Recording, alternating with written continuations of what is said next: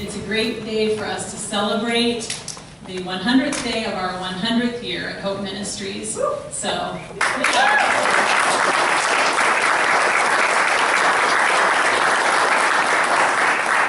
we're going to take our cue from elementary school. They can celebrate on the 100th day, and so can we. So yeah, it's a great day, and we are so thankful that you're all here with us. And I'm going to give you a 30-second snapshot of 100 years. So we'll see how I can do on that.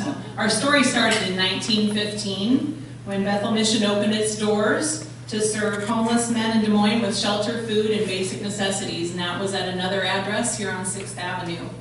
54 years later, in 1969, the Door of Faith Mission opened as a men's recovery center and shelter. And in the late 1990s, these two organizations started talking and found similar missions and similar purpose and decided to join forces. So in 2000, those two men's organizations merged and we became Hope Ministries. So it's our 15th year as Hope Ministries.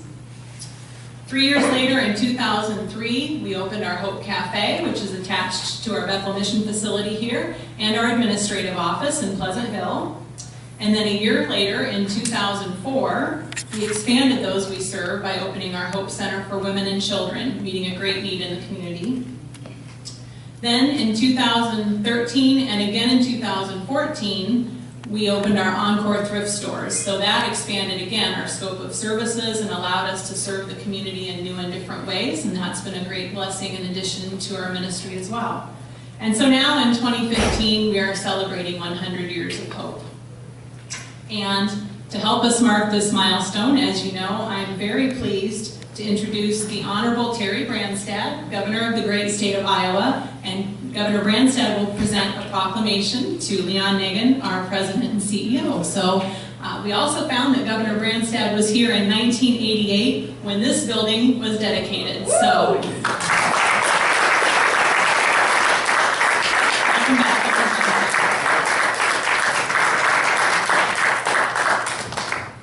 Well, Kathy, thank you for that very nice introduction, and it's great to be here with all of you to celebrate this 100th anniversary. 100 years is a very significant milestone, and I'm glad to be back.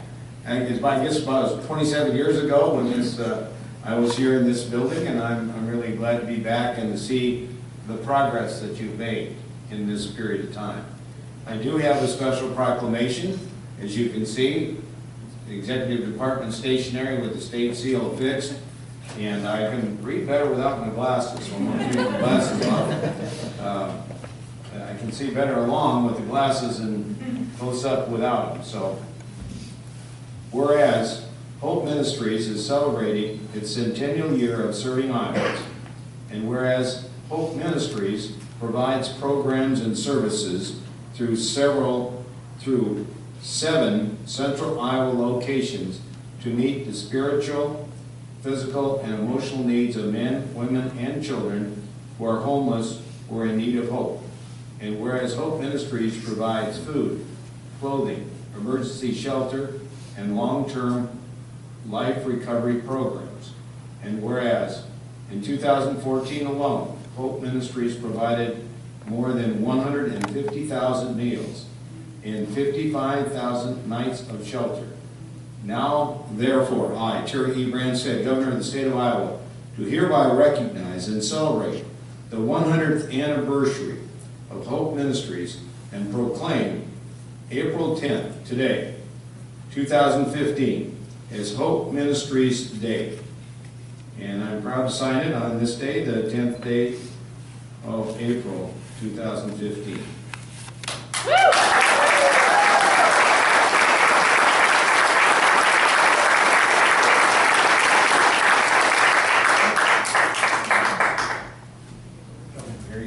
Thank you so very much.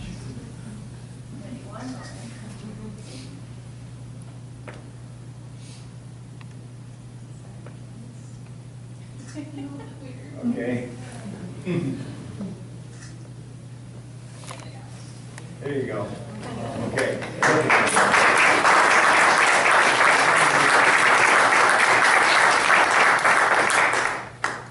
Good morning, everyone.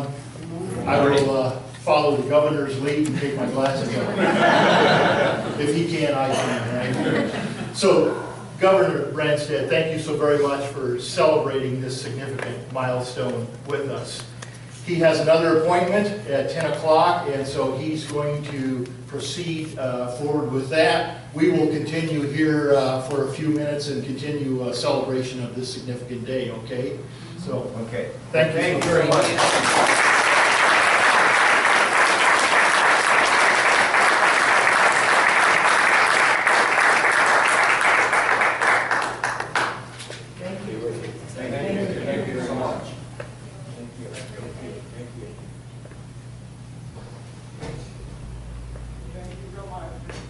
Oh, wonderful that the governor would celebrate this day with us. I hope you got that picture, Melissa. I'm having lunch with my son later today, and without a picture, he'll never believe that the governor stopped by to say hi. It has been a tremendous blessing and a real privilege to be able to serve this community and its homeless citizens for the past 100 years. So we're very appreciative of the support of our county and city officials in ensuring that we can serve effectively, that they enable our ability to grow, to develop new buildings and services as needed, and to serve homeless people in new ways. And I want to thank everyone in this room, our board of directors, our staff, our major donors who are here with us this morning, and our media partners. You have all had a very, very active role in our success. We've been called to meet the physical, the spiritual, and the emotional needs of men, women, and children who are homeless and in need of hope. That need continues to be great. And at Hope Ministries, we will continue to seek God's will in how best to do that. Amen. I want to thank you all for joining us today, and God bless you.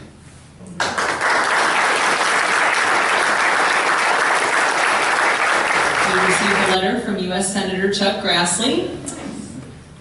Thank you for inviting me to today's event in honor of Hope Ministries' 100th year of service. I appreciate your thinking of me. I regret that I will not be able to attend today's festivities due to previous commitments. I know I join a chorus of others in sending my best wishes for your celebration. I'm sorry I can't join Governor Branstad in wishing you well on Hope Ministries Day in celebration of your centennial this morning. I know your community appreciates your great work assisting homeless individuals and families. Barbara joins me in wishing you all the best for many years of continued success. God bless. And then we also received a note from Des Moines Mayor Frank County.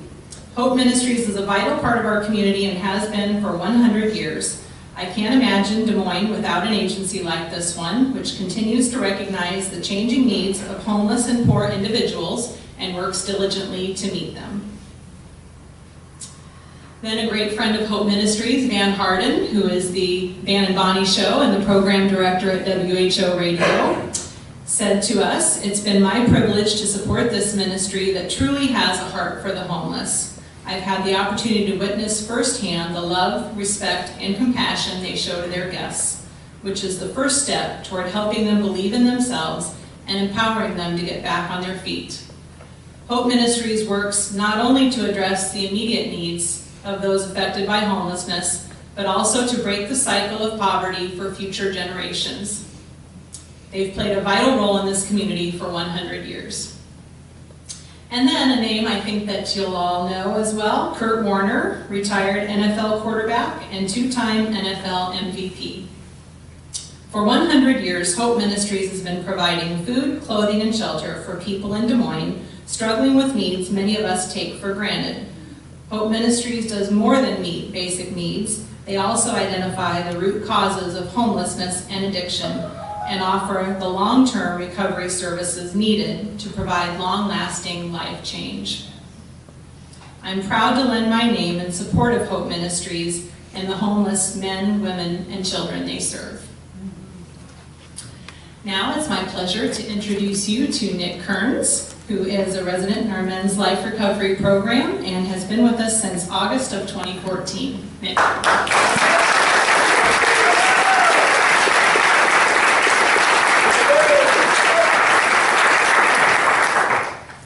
My name is Nicholas Kearns, and I was born 36 years ago in Newton, Iowa, to what I consider to be a average middle-class family. Life seemed pretty normal to me. We went to church every Sunday. My mom played the organ. Despite all this, I never knew who Jesus Christ was. Things started to take a turn when I was about 12 years old. My parents got a divorce. All of a sudden, I was not seeing my dad but every other weekend, and my mother seemed to disappear. And it seemed as if I was raising myself. 2 years later, I was brought to Broadlawn's medical facility, where I was taken into a dark room with my mother and a doctor, where I was told that she had contracted HIV from intravenous drug use, and she didn't have long to live, and there was nothing anybody could do about it. It wasn't shortly after that she got so sick our house turned into basically a makeshift hospital. I moved in with my dad. I'd visit my mom every now and then, but the pain of seeing her was pretty much, I couldn't handle it anymore. She no longer knew who I was. Due to her treatment, she had lost all of her hair. She was very frail. Basically ran me out of her home from not even knowing who I was. So I just stopped going over there, and then one night we got the phone call that she had passed away. And that was the night that I pretty much turned to drugs and alcohol to cover and bury the pain of losing my mother. I returned back to school, and due to the misunderstanding of HIV at the time, all the kids figured, since I was in such close contact with my mother and living with her, that I must have AIDS too. And I went from being very popular to a complete outcast at school. So I sought out new friends. Those new friends that accepted me were the ones that would drink and drug. So that was my new family, and that's who I ran with. And pretty much for 21 years, that's what I did. I held jobs for most of the time. They'd be 3-4 years. My drinking and drugging would catch up with me, and I'd move on to a different job. Finally, on June 17, 2013, things were going pretty good, minus my abuse of methamphetamines and marijuana and alcohol. God gave me a son. I thought, this is it. This is my chance. I've got a chance to get my life right now. But I failed to realize in my stupidity and thinking that I better get all my partying out of the way before this child comes. I had put down methamphetamine for a while before this, but I was still drinking and smoking marijuana. And so having those thoughts, I started using again pretty heavy, thinking once my child comes, I'll just give it up. Of course, that's not how it works. I continued my use until 6 months in. My now ex discovered a methamphetamine pipe on her couch, and that was it. She took the kids, she moved out. At that point, I was pretty much decimated. I continued on doing what I was doing. I didn't know what I was going to do. My son was taken from me. I had lost my job that same week. I was pretty much running for death at that point. I didn't care. I'd given up.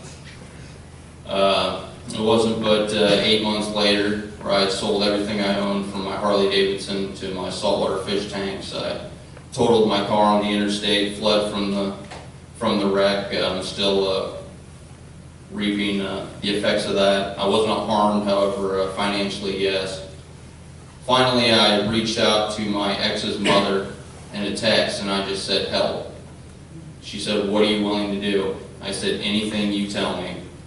She said, "There's a program in Des Moines, Iowa, through Hope Ministries, and it starts at the Bethel Mission, and it's a year long." She figured I would be like, "No way. I'm not doing this for a year." I said, "Let's do it." My aunt and uncle picked me up a couple hours later, dropped me off at the front door of the Bethel Mission. I arrived at the window, and Chuck Martin told me, "Welcome to the greatest place on earth."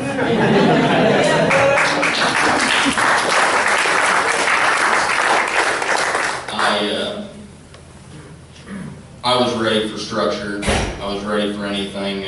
I arrived at that window not broken but completely shattered. And it wasn't but a week later in this very chapel that I heard a message on Psalm 55:22, and he said, "Cast your burdens upon the Lord, and he shall sustain you. He shall never suffer the righteous to be moved." And at that point, sitting in that chair, I started crying and surrendered my life to Jesus Christ. I'm 8 months in the program now, and God's done amazing things. I'm back in my son's life. I spend every Saturday 5 hours with him. I just took him Easter egg hunting. I was just baptized a couple weeks ago. I'm getting my high set because I dropped out of high school in 9th grade due to the issues of drug abuse and alcohol. I'm starting a welding class for college credits tomorrow, which I never thought would be possible, let alone high school, let alone a college credit for anything. The doors have been swung wide open, the blessings have been poured out upon me, and I see it upon all the men over there at the Door of Faith. None of this would have been possible without this place, without Hope Ministries. And I'm just eternally grateful for what God has done using this place to help people like me, because I was done for. I was once shattered, but this place has made me whole. I've never had more joy and been at more peace in my entire life. Every day gets better, and I just want to thank each and every one of you that donate, the staff, everybody in the program. I'm so grateful for what this place has given me, and what it's given me is Jeremiah 29:11. "I know the plans I have for you, says the Lord, plans to give you hope and a future, plans to prosper you, not to harm you." And I just want to say thank you to everybody, and thanks for listening. God bless.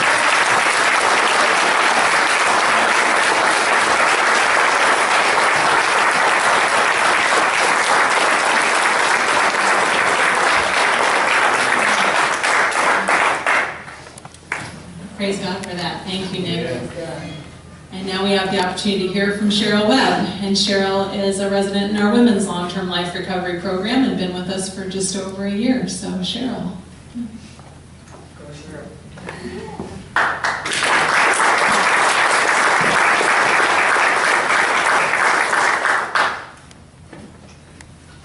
Well, I always thought I was too old for this. Come to find out, I'm really not all that old at all. I'm 58 years old. I lived with my grandparents till I was 11, and nothing but grace, mercy, kindness, the Bible, Sunday dinners, family reunions. And when I was 11, my dad came out of prison, and I ended up with a stepmother, a father I never knew, and a couple of step-siblings. We immediately started smoking cigarettes, smoking pot. It was like I just got released from a basement after 11 years, is what I thought. I was 16. I started hanging out at bars, serving, being a server. I ended up a bartender for over 35 years.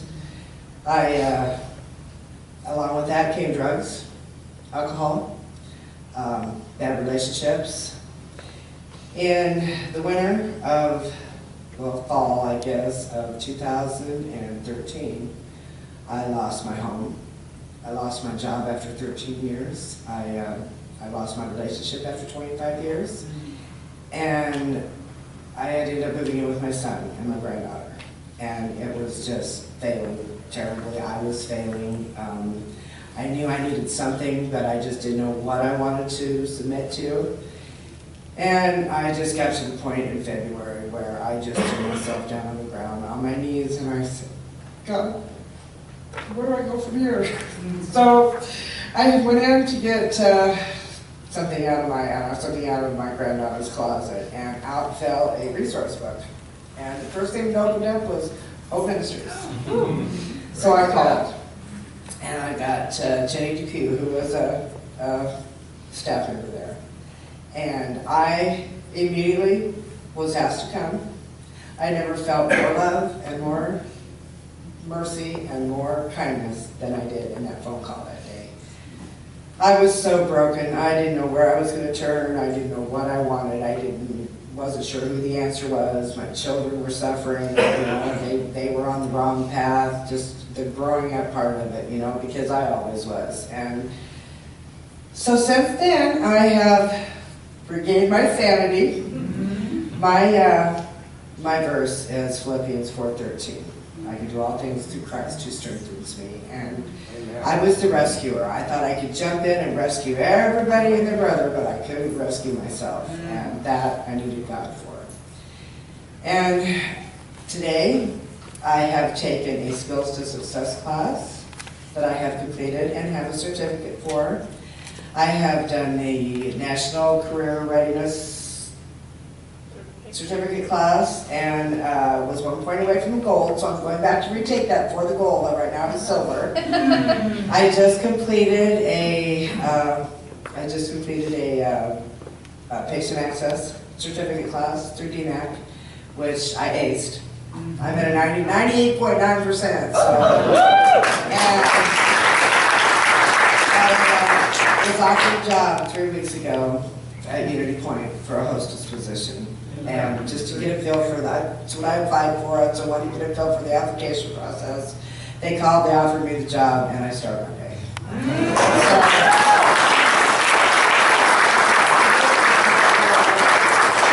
So, for the love, the kindness, the grace, and the God in every single one of you people that have anything to do with Hope Ministries. I would not be where I am today, and I couldn't be prouder. Praise God, man.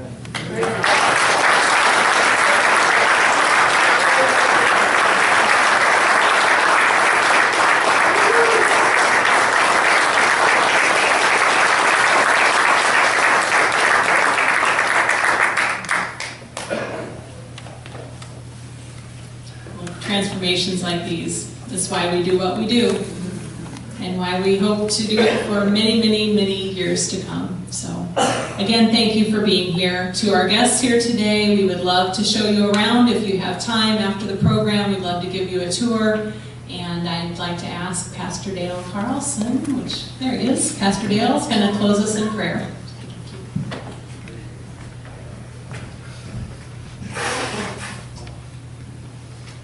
Dear Lord, thank you so much for a beautiful day and a wonderful celebration. It couldn't possibly happen without you. It's not in our strength at all. You give the life through your Son, Jesus Christ. You give the enablement, the vision. Oh, what a wonderful God you are. Thank you for the leadership that you have given to this Hope Ministries that has a vision, they're always looking, what does God want us to do? How can we do things better? Thank you, Lord, for those who are volunteers, who come and model Jesus Christ to folks who live here, those who come and get meals here, who provide different kinds of skills. Lord, for those who are such great givers, so that we can accomplish some things through your strength. It wouldn't be possible without those who would give money, gifts, to be able to do this, and me and over 50 other individuals that have the opportunity to work here. What an amazing, beautiful place. We find ourselves stopping, and we've just had a confrontation in this context with a man, and sometimes it gets a little heavy, and then, do you mind if we pray with you? I've never been in a place like this other than in the church. Lord, you reap, you give, you sow blessing upon blessing. And so I ask, Lord, that you would enrich all of us, that we would see a new opportunity to serve and love you. And pray all of this in Jesus' wonderful name. Amen. Amen.